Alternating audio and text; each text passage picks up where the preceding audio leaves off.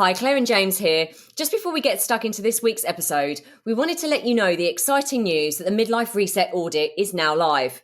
This is a first of its kind personalised diagnostic tool designed for midlifers by midlifers. In just 3 minutes, the audit will help you pinpoint what's really holding you back from living your healthiest, happiest midlife, and most importantly, provide tailored strategies on how to take back control.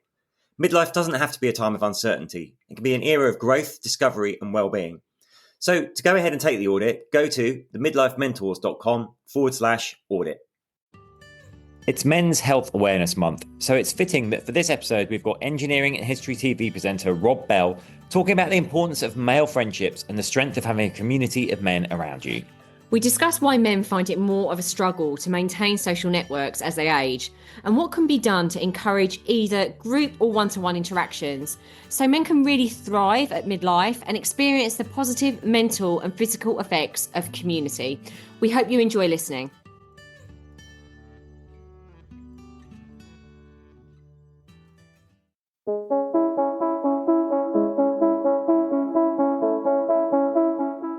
Hi, I'm James Davis. And I'm Claire Davis.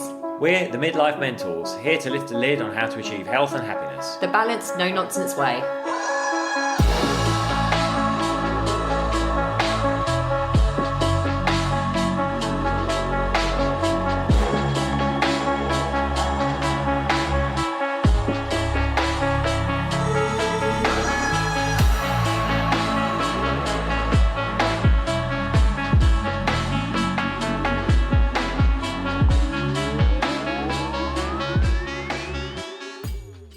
Hello and welcome to another episode of the Midlife Mentors with me, James. And me, Claire. We should have probably discussed before we jumped on what we've been up to and what we're going to share with you. But I don't. We've just been doing lots of workshops. Actually, I was going to say now this dull winter's arrived. I feel like we're not doing anything, but that's just my mind on this particularly grey day. We've been doing loads, haven't we? We have been doing loads. Well, we were really busy in October doing lots of menopause workshops online, and you were doing lots in person, which has been awesome, speaking to men and women.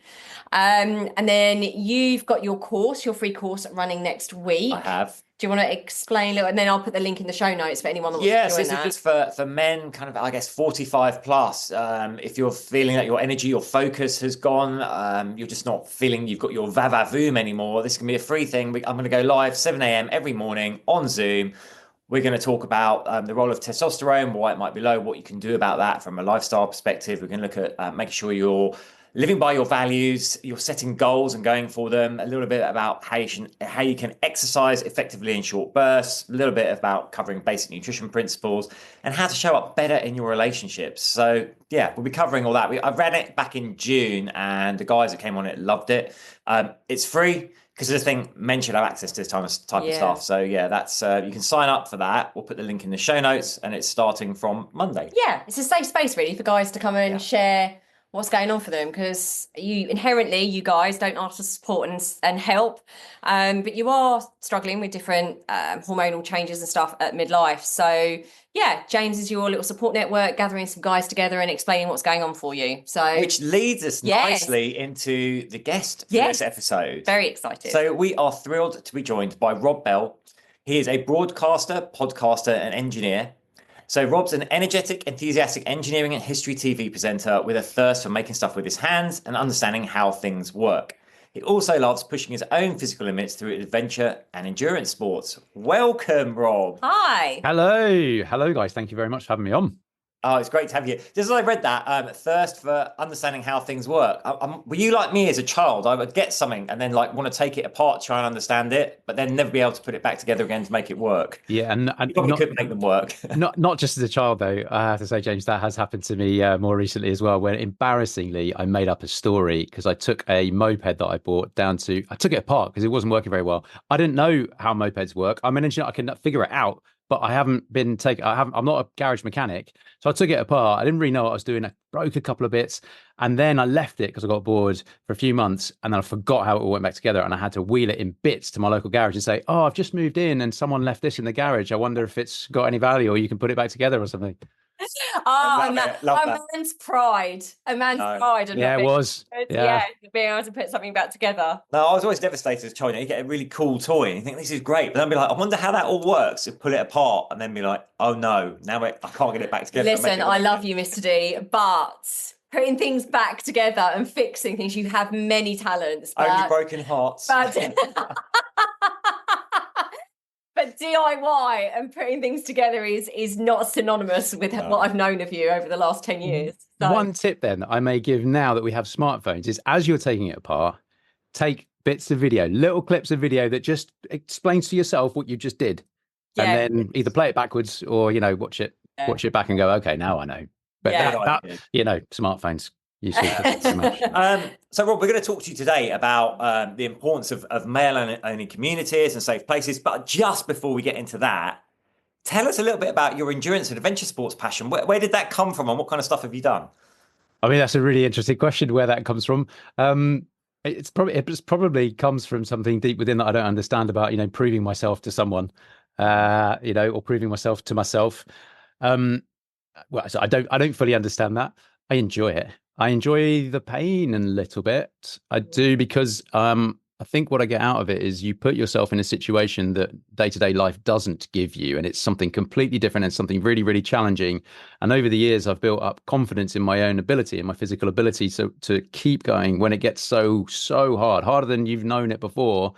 To know, come on, no, you can keep going, and I really enjoy that. I really enjoy that challenge, because there aren't many things in life that give you that, and I get a thrill from that in some ways. And then when you've done it, it's amazing, especially if you've done it with other people, which we'll come on to. When you do it with other people, you've got this experience to share, and that's a life experience, and it brings you close together. And I love it. And then you can eat and drink whatever the hell you like afterwards. So all motivators. What sort of endurance and adventure sports do you do? Tell us a little bit about that. I mean, it's not.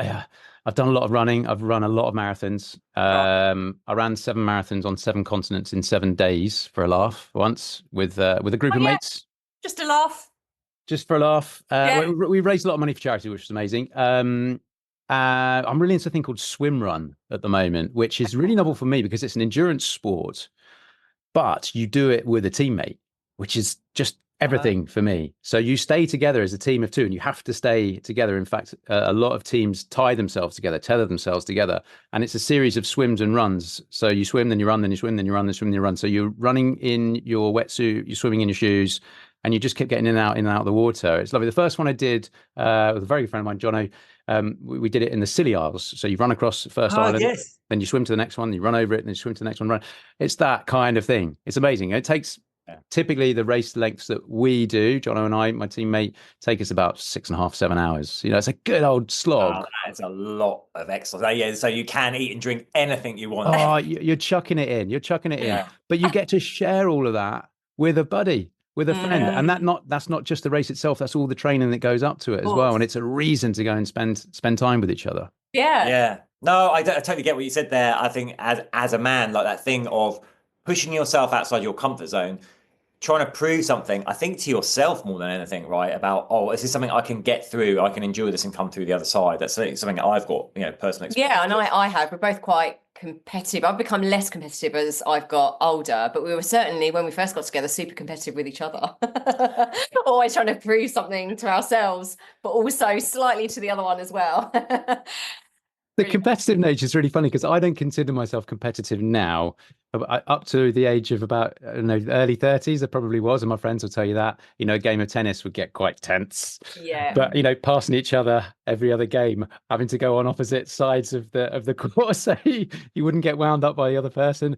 I don't see myself as that competitive now, but my buddies who I do swim, run, and other endurance events with will tell you they think I am, quietly competitive, kind of like a sniper competitive. It's like, oh no, everything's fine, and I'll just go for it on the day. Yeah. That's me. I'm telling everyone that I don't care, but I do really care. Well, I know you've always really cared. You're not very good at hiding it with me. But do you know what? The thing that I definitely know from all of these events now, and I've done many hundreds probably over the years, is that however well you did in a race, whether you hit your time or whatever, nobody actually cares at all apart from you. Nobody cares. Yeah, exactly.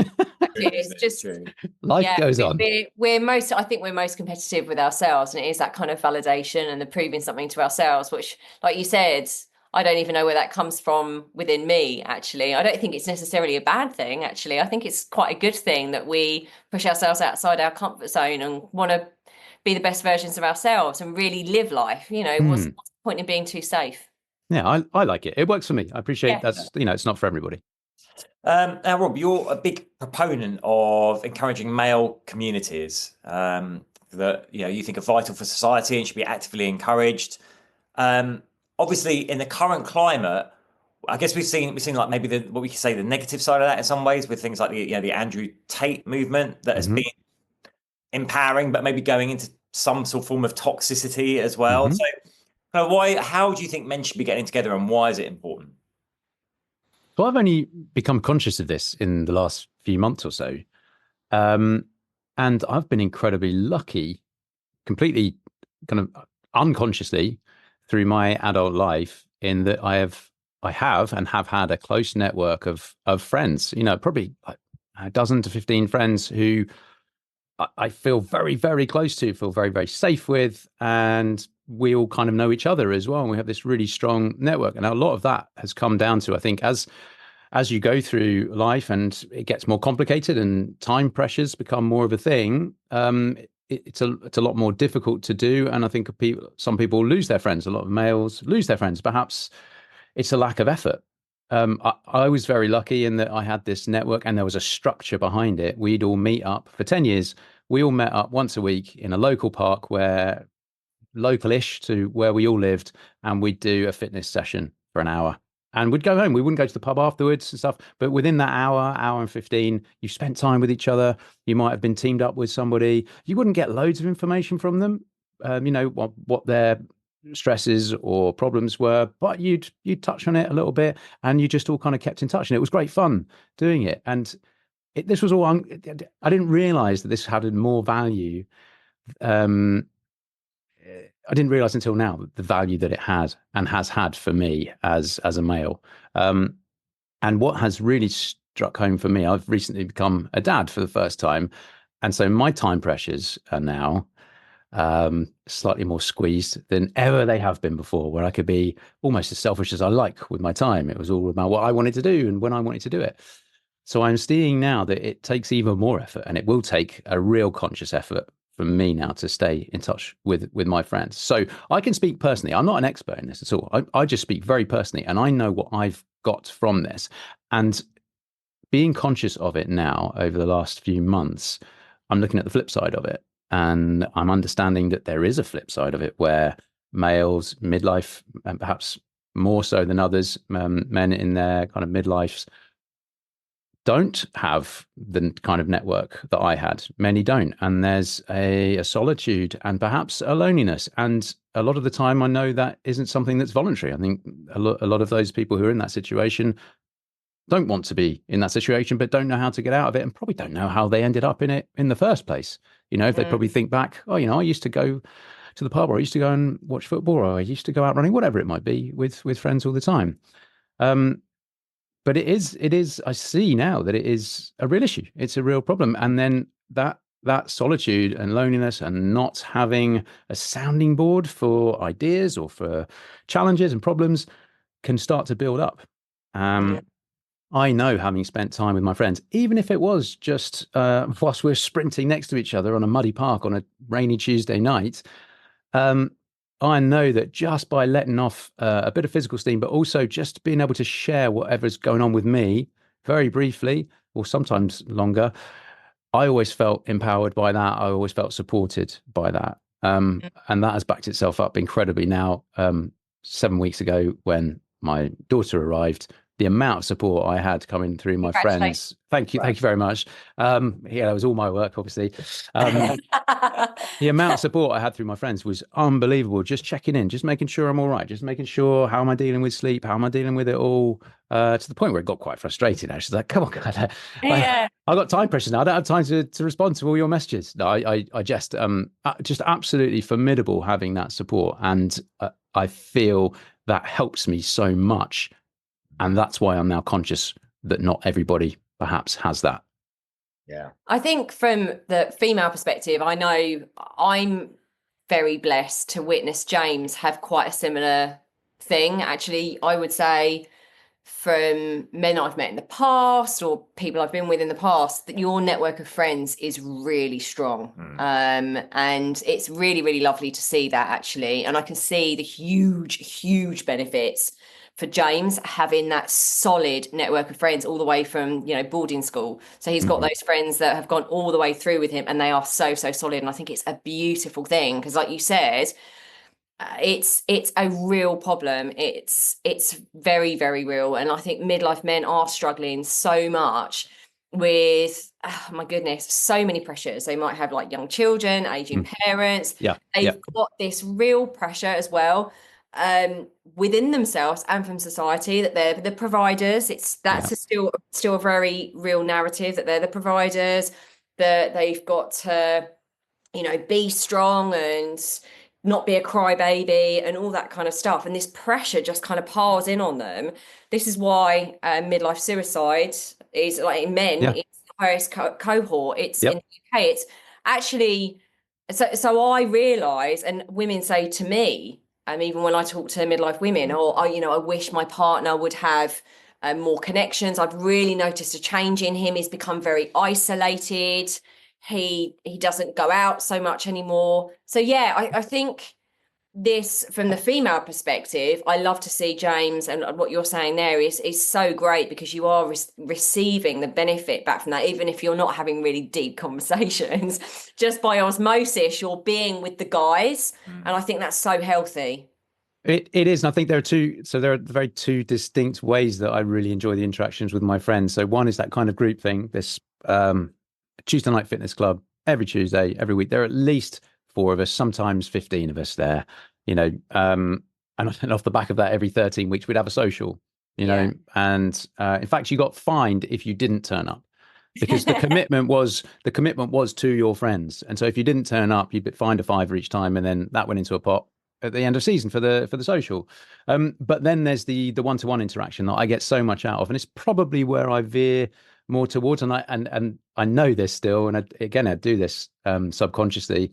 If they're in a group chat on WhatsApp or something with a group of mates, and it might be a kind of subgroup or the big group or whatever, if there's something specific and if there's something specific that's happened for someone and they've lost their job or whatever, and there's support pouring in, I'm not comfortable giving that on in the group. I always take it onto the individual level. James is not in the way. He does exactly the same. James is the same. Yeah, I love that one-to-one. I think you're saying, like, and actually, I'll be honest with you, Rob. Like, I don't really like the group situations. They're good to kind of catch up with everyone, but I much prefer, like, just having focus on one person at a time. We can really have those more in-depth conversations. I do. Yeah, which can lead to the point. It sounds like we're actually quite fortunate in that we've both maintained like solid friendship groups that we feel we can go to with issues, things on our mind and stuff, and have those open conversations. I think we're probably, unfortunately, quite unusual when it comes to men as a whole in this country, if not the Western world. Because working with multiple clients, we hear this all the time. Like the female clients, like, my husband disappears so isolated. Yeah. He has work colleagues, but not really friends. Yeah, and I know other men in the same position, and I think there's 2 levels to this. One is, building and maintaining a social network is one thing, but then it's also having the confidence in that network to be vulnerable. So I met a couple of guys in the pub the other weekend, and I was just kind of talking about the work I do, and I started talking about low testosterone, its impact, and at the end, I was speaking to the guy for about 40 minutes, and he was like, "You know what? I've been meeting the same group of guys my age for 15 years. School gates, sports matches, pub." He said, "I've never had a conversation in that depth about these kind of subjects. So Thank you." So I think I don't know what your message is, but I think we need to start building these networks, but also don't be afraid to open up and start talking about these issues and things. Because I think so many men hold so much in and risk appearing. They're afraid of this risk of appearing weak if they raise stuff, and we need to get agreed. that barrier. Yeah, agreed. And that's probably true of myself, and that's probably true of some friends within my network. But I definitely feel very comfortable within that group of close friends to talk about whatever it may be, and the certain stresses. I mean, again, I talk from my own perspective. Sometimes I think I don't really want to bother my mates with this. It's they don't need to know. They don't need to know that. But then I will then maybe force myself, probably on a one-to-one basis, to address it. And I always feel so much better for it. I'm not necessarily coming away with a solution for it. That's not what it's about. I don't think it's you'll probably find the solution yourself or elsewhere with expert advice and help. But just being able to offload and have some empathy from a friend, or sometimes it is knowing that, oh yeah, I've got that problem too. That's the same with me. You go, oh, it's not just me. Everyone's struggling with this at the moment. Okay, that it kind of halves it straight away, and the shoulders just, oh, okay. Yeah. And I think also this is my own personal experience being with James. I think it actually enables and empowers you to communicate with me a little bit better, actually, because you're able to express yourself with your guy friends or, on a one-on-one. Then you're able to, like you said, they're not necessarily looking for a solution, which actually guys are pretty solution focused. We are, yeah. Us women are just like, listen, we want to offload, we don't want solutions, but you just always give us solutions. We're like, no, I just want to talk to you. But actually, just being able to have a sounding board with your mates, with your guy friends, I've definitely noticed that helps James communicate with me certainly a lot better, because he's kind of like sorted that out with his friends first. Yeah. I understand. So you're not coming in, it's maybe not as, let's say spicy, maybe, whatever issue that be. It might just be slightly diluted by sharing it before you then maybe share it with somebody who may be part of that, or needs to be part of the solution. Just being able to share it with somebody who doesn't really, they've got no skin in the game a lot of the time, your mates, and with your problems, if that's at work or, in your family life. Really, I mean, I say that slightly tongue in cheek because they obviously want the best for you. But, if it's then having discussed that and just taking the sting out of it a little bit, then allows you to probably address it in a slightly more considered way. I think another thing I get out of focusing so much on my friends is that and I don't know whether it's a good thing or bad. I love to spend time with my friends and to help them out. If they're doing DIY, I want to go and help them out with it and do that. I feel that being busy in that sense and having my friends' well-being at the front of my mind stops me thinking about me so much, because I do feel we're in an era where there's a lot of kind of self thought. Yes. Oh, poor me. I've got this, poor that.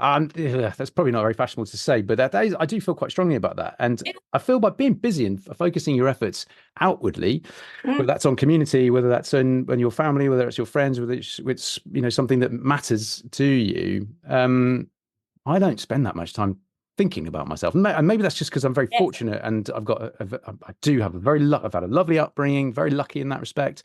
And I've got a very lovely lifestyle that I feel very fortunate to have.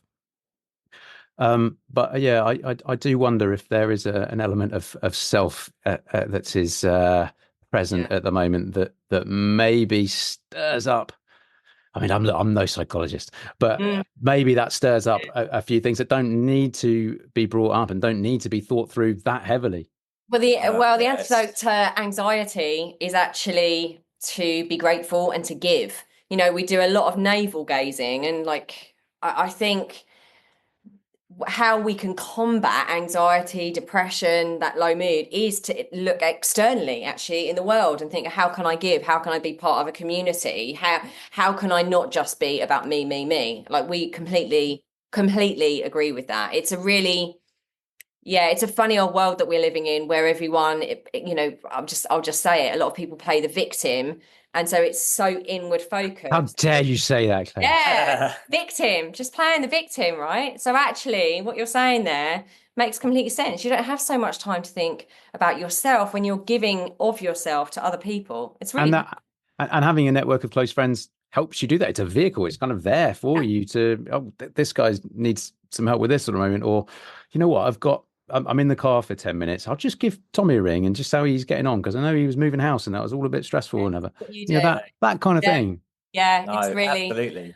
I think it's interesting you touch on social media there, because I think social media is such a double-edged sword when it comes to mental health. Like, we get to see this highlight reel of everyone else's life. So we're in this thing, right? It's comparison all the time, right? And we never had that before. You didn't really know what was going on with your neighbors, and but now we think we can see people's lives, and everyone's got a way better life than us because they're just like posting themselves, but they're not putting the truth out either. So I guess that can have a negative effect on mental health, right? You start thinking, oh, I'm not as far ahead as I should be, or the rest of it. And then I think it can foster this false sense of community in that, well, I'm connected, I'm online, I've got lots of friends, but are you actually making those real life connections and seeing? Because like the old days. For me, like one of the pros of social media is, you can find interest groups. You can find an interest group in Run Swim and join it and find out about events and training and stuff like that. That's the plus side. But I think the negative side is people start to substitute real life relationships for virtual ones, which I don't think is always for the best. It's going to get worse as well. Well, with AI. Yeah, agreed. I mean, but as you say, the other side of the sword is, it helps you just keep up to date with what some of your mates might be up to, because you're not speaking to all of them, once a week or once a month, even sometimes, very close friends I might not speak to for a couple of months. So there is that element of it. But yeah, I totally agree with you, James. But interestingly, on the flip side, as you were talking there, you see the good side. Everyone presents their best side on social media. I'm thinking to two of my friends who divorced, and when they told me they were getting divorced, it was a massive shock. Like, what? I thought it was amazing. I thought you guys were the best couple. How's this happening? So even and those two guys aren't very prominent on social media. So even in real life, my impression I got from them was that everything was hunky dory. They weren't kind of going, oh yeah, skipping down the street, telling me how them and their wife had a great time this weekend. It was just normal life. But then when they told me that they're getting divorced, like, oh wow, man, that's come as a shock. Wow. And these are close friends, and admittedly, I would have been one of the first people who wedded heads, relatively speaking.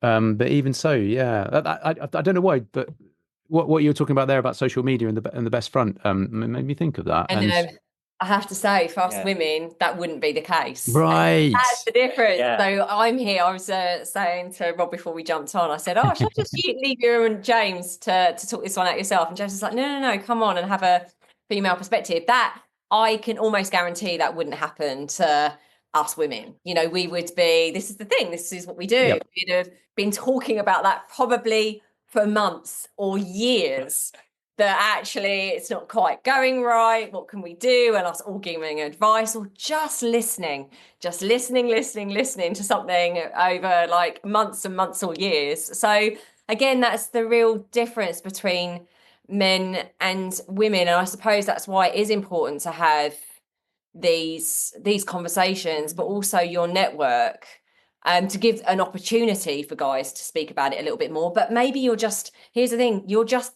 not designed and built in the same way as us women, where we're going to be talking about something all the time. So I think that's just something to accept, but giving you an opportunity, giving you a space where you can talk about it is really important. But you can learn certain behaviors, right? This is what I'm finding. And perhaps you're not as inclined to when you hit middle age. Maybe some people feel they're done with my learning. Personally, I love learning and have a curiosity for how stuff works, as you said at the beginning. And I'm learning stuff all the time. And if it's something in a conversation that I've learned about behaviors or psychology, or mainly behaviors actually in psychology, because in my podcast we talk about that sometimes. And if there is something I go, oh yeah, I could do with that, I really try and remember it, and then I try and have some kind of trigger that forces me to go, oh no, this is when you should probably try and consciously enact that behavior. And the Yeah. listening thing comes way years and years ago when the breakdown of a relationship I had, and I was deeply upset, heartbroken by it. And I'm not a big reader, but I did read Men Are From Mars, Women Are From Venus, which dates that. Yes. And in that, it talks about women are listeners and men are like problem fixers. And Yeah. so now, whether I'm speaking to a man or woman, that is behavior that I have learned, I'm conscious of, and that I have learned. And so now, if I'm about to offer up a solution, I go, "Oh, is this appropriate, or should you just listen right now?" Yeah. Okay, maybe just listen and not. Yeah. Yeah, awesome. Well done, you. Yeah, that's great. Yeah. Oh, pat on the back to Robbie for that one. You got a female pat on the back there. So, listen, I love this conversation, but like, what are talking about men giving solutions? Yeah, go on. What are some of the solutions? I'm kind of mediating between the two of you Yeah. here, but like, what might be some of Yeah, your good, Claire. think, Rob, for helping men get through this difficult time if they are finding themselves isolated and lonely? What would you say? Right. So what's worked for me, and maybe this isn't coming from a place of it getting so far where you are isolated and lonely, but what has worked for me is having almost automatic things in the diary that mean that I do check in with my friends and I do see them. And that fitness club, I kept harking on about it. I feel that has done me so much good, not just physically, but mentally over 10 years and on from that. So just having something, that was something that was planned in the diary. You didn't need to think about it. It's a Tuesday night and it's 6:30. I need to be in the park. That's where I go. I don't need to get, a pass from home or, whatever. And sometimes I can't make it, but I will be there. That has worked wonders for me over the years. I think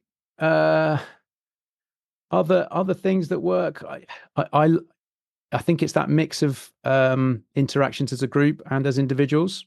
I think that works quite a lot for me, because in a group, as I think you were alluding to earlier, James, and probably where you naturally kind of head towards, there's a slightly more intimate conversation and communication you can have in a one-to-one situation, whereas a group, it can be quite bantery.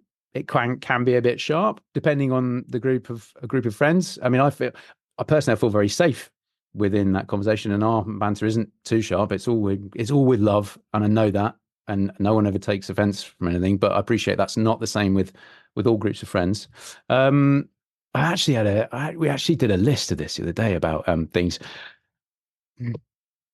One thing I've find that I do is I'm a massive cheerleader for my friends, and I'll tell them outright when I think they've done something great, and I'll celebrate that publicly as well amongst other friends that we might have. And I feel that also happens amongst all of us as well. And perhaps with men, there's again kind of the macho thing. We don't necessarily. It might not be the way we want to interact by showing too much support and love openly for what someone else has done. But I find that's amazing. It's great when it comes back to you. That's not why I do it, but it feels amazing when it comes back to you. And I think if you can, there is a danger that with friendships. Okay, yeah. So there are two things here. One is to create new experiences with friendships. One way I do that is by doing races. I enjoy my physical activity. I enjoy my physical exercise. A lot of my friends do as well. I love doing my exercise with others and doing events with them, because then you've got this memory that you have created. That then, the second part of that is that memory is yours, shared forever, and you can hark back to it. And if there are more of you, you can hark back to that. The danger is that a friendship then becomes based purely on memories, which I don't know. There are probably pros and cons to that as well. Yeah, shared experiences is a really shared experience. I mean, really important point you made there. Definitely. I think, support for your friends as well is really, really important. Yeah. And I think my final one, which is slightly brutal, is pull your finger out sometimes and make an effort. Sometimes when you don't want to, and again, I come back to Tuesday nights in the winter, about this time of year. A lot of the time I'm working from home if I'm not away filming, and to drag myself out when it was cold and dark and wet outside for the half-hour bike ride down to the park where it was, to get cold and wet and muddy and cycle back. I didn't want to be doing that. Yeah. The heating's just come on. I'm just getting cozy, and I've got to drag myself out. I didn't want to do it. And this is a lesson my dad taught me years ago when I was 16, when there was a trip away to go and see a friend, and it came to it and I just didn't want to do it. And he said, sometimes you have to put effort into your friendships, which was an absolute eye opener for me at that age, because your friends are just your friends, are the people you go to school with and you play football with or whatever it is. And this guy was the guy who lived away, and there was an opportunity to go and see him. I just couldn't really be bothered. But my dad kind of made me do it, but he just said sometimes you need to make an effort to with your friends. Wise dad. That's great. What a wise dad, because that's actually, he might have been of that age where he could have been going the opposite direction, and for him not to have valued his friendships and stuff. So it's quite a good role model for you to have, and then for him to say, yeah, because it's true. It's so true. There are sometimes, like all of us, and I imagine. Well, I think as we get older, it gets harder. Doesn't Yeah, it? It does. Competing Exactly. time. So it's not Exactly. like, when we're young, it's just like, yeah, I'll meet you on Friday night. But now it's like, are you free in 5 Saturdays time at 6 p.m.? Yeah. But if that is it, if that is the only opportunity, book it in. And when it comes to it, if you're not feeling up to it, don't you dare cancel it. Don't you dare cancel it, because I promise, and well, again, from my own experience, so I can't promise for others, but from my own experience, however demotivated I've been to leave home or to go out for whatever reason, maybe I've had a bad day, maybe it's cold outside, whatever, I've never regretted it once I've got out of the house, pulled my finger out, spent time with a friend and come home again. I'm always, 3 or 4 steps lighter. I always feel so much better for having done it. So there's effort, and you have to put effort in. You have to put effort in. Love that. Guys, start putting the effort into your friendship. Yeah. Rob, this has been amazing. Just briefly tell us, you've got a podcast people can catch as well. Where what's it called? Where can they find that? Tell us just very shortly what it's about. So the podcast, I referenced him earlier, my mate Jono, who I do my swim run with, who's tied to me as we're swimming across the Mediterranean bits. He started a thing 10 years ago called Sketchplanations, where every week he does a drawing, a sketch that explains something in the world around us. And it's nature, it's life hacks, it's psychology, it's business models, it's all sorts of stuff. And we pick one of those each week and we talk about it. It's that curiosity of how things work. And I do this with Jono and another friend of ours. It's, again, that is a booked in thing. Every week we come online and we talk for an hour or so, and it's booked in. We don't have to think about it. And it's a connection with us all each time that we do it. So it's called Sketchplanations, the podcast. You find it anywhere. We'll put the link as well. We'll put some links in the show notes as well. Is there any other way that people can find out a little bit more about you apart from the podcast? Do you want to share any? Instagram's probably the best way. Perfect. For all our slagging off of social media. Yes. So I'm Rob Bell, or Rob.Bell on Instagram. See, this is how much I it's care all right, about I'll it. put the link. We'll put it in the show notes.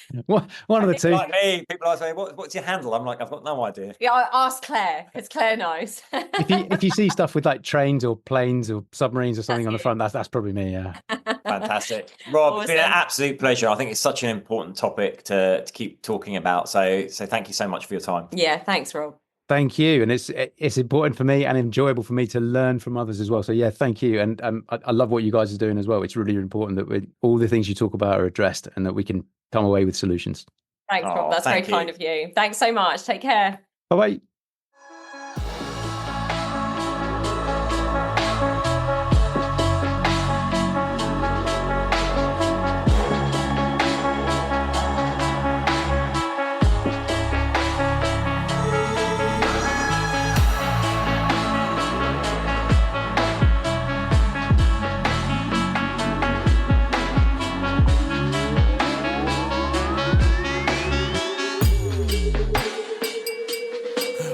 Yeah. You've been listening to the Midlife Mentors with Claire and James Davis. We'd love to hear from you. So drop us a line at info@themidlifementors.com with any questions or topic suggestions. And make sure you join us on our Facebook page and YouTube channel. You can find us under the Midlife Mentors. Yeah. What? Yeah. Yeah. Thanks so much for listening to this episode. And don't forget to take the Midlife Reset Audit now to receive personalised insights into what's holding you back from living your healthiest, happiest midlife. So go ahead and take the audit now at themidlifementors.com/audit.